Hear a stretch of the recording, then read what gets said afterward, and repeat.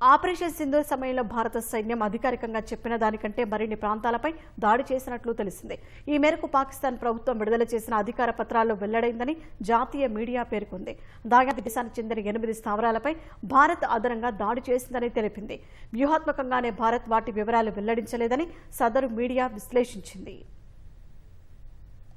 Operation Sindoor సమయంలో భారత్ పాకిస్తాన్కు చెందిన 11 వైమానిక స్థావరాలపై దాడులు చేసింది. అయితే ప్రస్తుతం పాకిస్తాన్ ప్రభుత్వం విడుదల చేసిన నివేదికల్లో మాత్రం భారత్ అదనంగా 8 ప్రాంతాలపై దాడి చేసినట్టు తేలింది. ఈ మేరకు జాతీయ మీడియా కథనాన్ని ప్రచురించింది.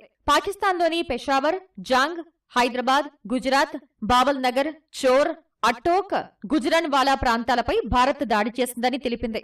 ఆపరేషన్ సింధూర్ గురించి వివరించే క్రమంలో డైరెక్టర్ ఆఫ్ మిలిటరీ ఆపరేషన్స్ వీటి గురించి ప్రస్తావించలేదని పేర్కొంది. పాకిస్తాన్ భూభాగంలోకి చొచ్చుకు వెళ్లి భారత్ చేసిన దాడుల కారణంగానే దాయాది దేశం కాళ్లబేరానికి వచ్చిందని వెల్లడించింది. వ్యూహాత్మకంగానే భారత్ వీటి వివరాలు వెల్లడించలేదని విశ్లేషించింది.